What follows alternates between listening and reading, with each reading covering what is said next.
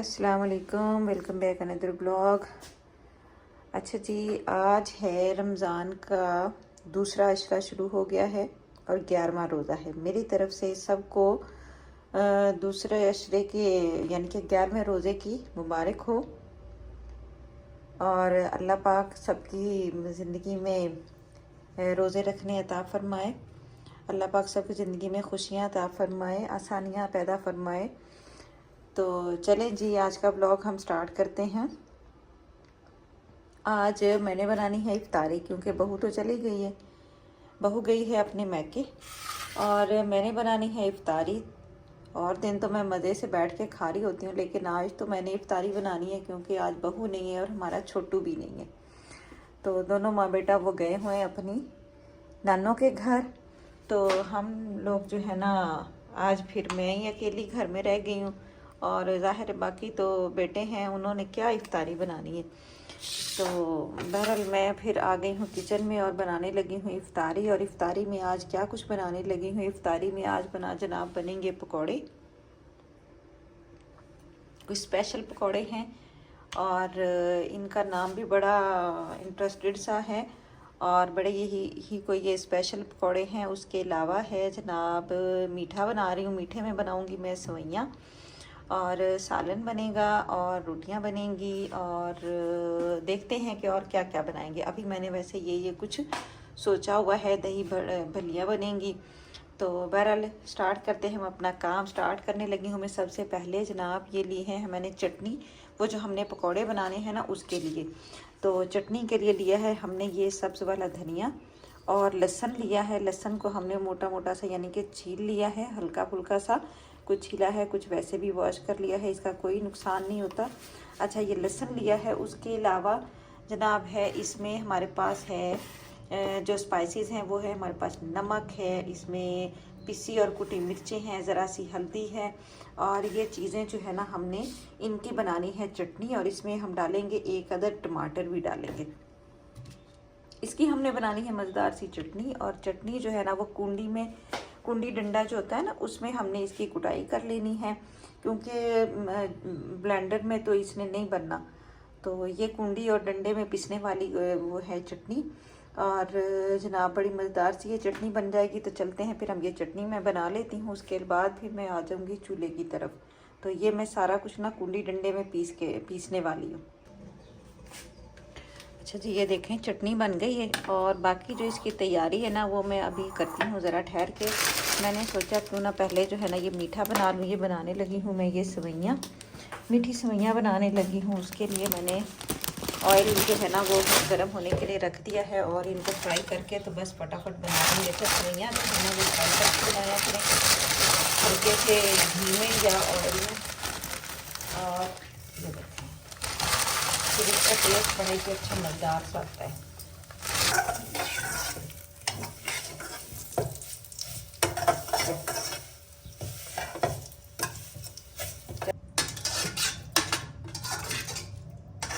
अच्छा जी, हम कर लेते हैं पकौड़ों की तैयारी। ये देखें चटनी हमारी बनकर रेडी है। ये हमने चटनी बनाई है, इसको हम एक साइड पर कर देते हैं। ये लिया है हमने बेसन और बेसन को हमने छान लिया है पहले, क्योंकि छानने से जितने भी इसमें लम्स वगैरह होते हैं, कोई कीड़ा वगैरह हो, कुछ भी गुठलियाँ हो, सब जो है ना वो निकल जाते हैं। तो ये तकरीबन 1 पाव से कम होगा ये बेसन थोड़ा सा। तो इसको मैंने छान के अच्छे से साफ़ कर लिया है और एक बाउल में हम इसको डाल लेंगे। और अब हमने इसमें क्या डालना है ये मैं अभी बताती हूँ ज़रा। अच्छा जी, इसमें हम डालेंगे सिर्फ नमक और ये इसमें पानी के साथ हम इसका गढ़ ये ले जी नमक और इसमें हल्की सी काली मिर्चें ज़रा सी हम ऐड कर सकते हैं अपने टेस्ट के मुताबिक, वरना बस ये देखें बिल्कुल इसका पेस्ट जो है ना बहुत ज़बरदस्त बन गया। अब इसको हम एक तरफ कर देंगे।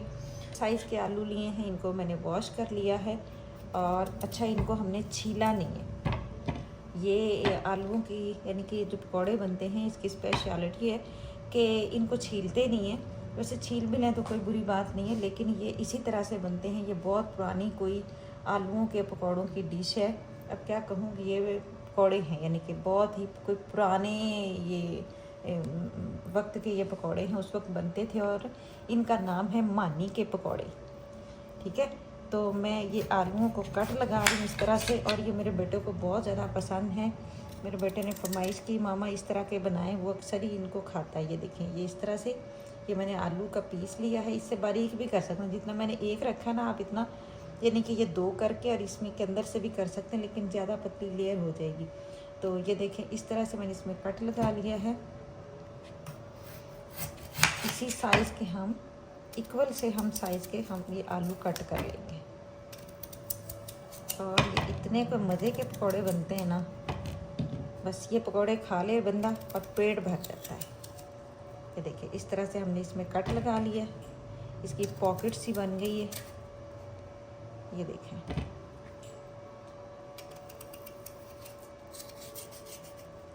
ये देखें, तो आपने जितने भी बनाने, अच्छा छोटे साइज़ के भी बना सकते हैं, लेकिन ज़रा छोटे आलू का नहीं, ज़रा इतना बड़ा तो हो ना। अच्छा, जब वो बनाता था ना पकौड़े, वो आदमी अल्लाह उसको जन्नत में जगह दे, वो तो अभी इस दुनिया में नहीं है, तो वो ना बड़े बड़े यानी कि मीडियम साइज़ के आलू लेता था और उसमें से 2 ही करता था, मीडियम साइज़ का आलू, और उसके अंदर से सिर्फ उसमें 2 कट लगाने और पकौड़ा बन जाता था, बड़े वाला पकौड़ा। अच्छा, इसकी फ्राइंग में ज़रा टाइम लगता है। ये देखें, ये हमने इसमें इस तरह से कट लगा लिए सब में, ऐसे जब हम इनको ना सबको इसी तरह कट लगा लेंगे। और मेरा ख्याल है कि ये काफ़ी होंगे सबके लिए, क्योंकि अभी और भी चीज़ें बनेंगी तो इतने ही काफ़ी होंगी। यानी कि जब रमज़ान हो तो इसी तरह से काम चल रहा था ना, एक बंदे ने काम करना, एक काम छोड़ो दूसरा काम करो, इसी तरह से सारे काम चल रहे होते हैं। तो अब मैंने बनाने हैं दही भल्ले, तो उसके लिए जो है ना वो मैं करने लगी हूँ प्याज की कटिंग। तो ये वाला जो छोटा सा गैजेट है ना, ये बड़ा ही कोई कमाल का गैजेट है, और इससे बड़ी ही कोई ज़बरदस्त सी चीज़ें जो है ना, सब्जियां की हम कटिंग कर सकते हैं। ये देखें, मैंने प्याज को धो के यानी कि कट करके वॉश कर लिया है, और अब हम इधर वाले इस वाले साइड से हम इसके प्याज की कटिंग करेंगे। और ये देखें कितनी ज़बरदस्त सी, थोड़ी सी देर में फटाफट कटिंग हो गई है। ये देखें, क्योंकि रमज़ान की वजह से ज़्यादा देर तक किचन में खड़ा रहना भी मुश्किल काम है, और वैसे भी आजकल के तो रोज़े बहुत ही कोई सुकून वाले। ये देखें इस तरह की प्याज जो है ना बारीक बारीक सी कट हो गई है, और हमने इसी तरह से सारे प्याज को कट कर लेना है। दही भल्ले मैं बना रही हूँ, सेवइयाँ बन चुकी हैं, मीठा भी बन गया है, और नमकीन अभी राइस भी मैंने बनाने हैं। तो बहरहाल देखें इस तरह से। अच्छा, ज़्यादा छोटा प्याज ना लेंगे ना कि हाथ कट जाए, ये हाथ को भी तो बचाना है ना। और ये देखें मिनटों का काम सेकंडों में, सेकंड में हो गया। ये देखें, ये भलियाँ मैंने पानी में भिगो के रख दी थी, इनको पानी डाल के, तो क्योंकि ये देखें जूसी सी हो गई हैं। और ये जो इसमें चीज़ें जानी हैं वो है, मेन इसकी चीज़ है ये दही, और जनाब ये है हमने प्याज, हरी मिर्चें और टमाटर कट करके रखे हैं। ये हमने प्याज जो भी कट करके रखा था, और ये है हमारे पास आलू। इन चीज़ों की अब हमने करनी है मिक्सिंग, और हमारी दही भलियाँ जो बनकर रेडी हो जाएंगी।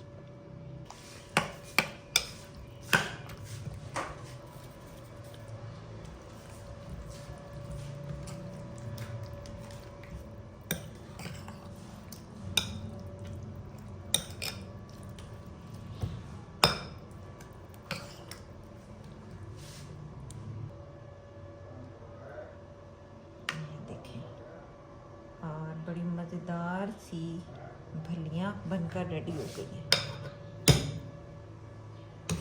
चलें जी, अच्छा जी, आ गई है अब इन पकौड़ों की बारी। बाकी मेरे सारे काम हो गए हैं, फटाफट कर रही हूँ, और इफ्तारी का टाइम जो है ना वो बस 1 घंटा रह गया।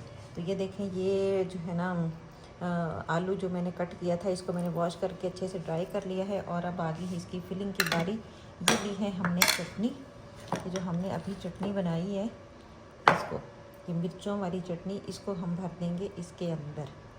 इस तरह से करके हम इसकी फिलिंग कर देंगे। अच्छा, कम या ज़्यादा आपकी मर्ज़ी, अगर ज़्यादा खाते हैं तो थोड़ी ज़्यादा भर लें, अगर कम कम खाते हैं तो थोड़ी सी कम कर लें। थोड़ी सी मैं इसमें से निकाल देती हूँ, क्योंकि बस इसके अंदर ही इसकी हमने फिलिंग करनी है। तो ये देखें, इस तरह से फिलिंग करके 1 घंटा रह गया, तो फटाफट बनानी है हमने इफ्तारी। तो ये देखिए इस तरह इनकी मैं फिलिंग कर रही हूँ, क्योंकि ये 2 दफ़ा में फ्राई होंगे, 1 दफ़ा में नहीं होंगे। तो ये देखिए ये इस तरह हम इनकी फिलिंग कर लेंगे और जनाब इनको सबकी इस तरह से फिलिंग कर लेंगे और फिर मैंने जाना है इनको फ्राई करने के लिए। अच्छा जी, ये देखिए इनकी फिलिंग मैं करके ले आई और इस तरह मैंने इसमें किया है डिप और इसको उठा के मैं इसके अंदर डाल दूँ। ठीक है, इस तरह से हम एक दफ़ा इसमें डिप करेंगे और फिर उठा के हम कढ़ाई में रख देंगे। सारे में इसी तरह से रख देंगे। अच्छा, इसकी हीट हमने कम रखनी है, क्योंकि मोटा दरमियान में आलू है तो आलू गलना चाहिए ना हाई हीट पर, तो ये गलेगा नहीं बल्कि जल जाएगा। तो ये देखिए इस तरफ से ब्राउन ब्राउन हो गया, तो मैंने इसकी साइड जो है ना वो चेंज कर दी। तकरीबन इनको 10 मिनट हो गए इनको पकते। अच्छे से गलने चाहिए। इसको चेक करने के लिए आप छुरी से चेक कर सकते हैं, छुरी अंदर डाल के तो हम इसको चेक कर लेंगे। अच्छा, ये देखते हैं कि ये पक गए हैं कि नहीं। इनको चेक करने का तरीका ये देखें, ये छुरी हमने ली और इस तरह से हमने अंदर डाली तो इजीली आराम से ये अंदर चलेगी। अच्छा, इसको मैं बाहर निकाल लेती हूँ। तकरीबन ये पकौड़े हमारे पक चुके हैं। ये देखिए, ये देखिए ये चेक करने का तरीका है। और इसमें ज़रा सा मुझे लग रहा है बाकी हमारे सारे पकौड़े जो है ना वो पक चुके हैं। बस अब हम इन्हें बाहर निकाल लेंगे। ये देखिए इस तरह से करके। सुइयाँ भी तो वो फ्रिज में रखी, मीठा भी तो आएगा।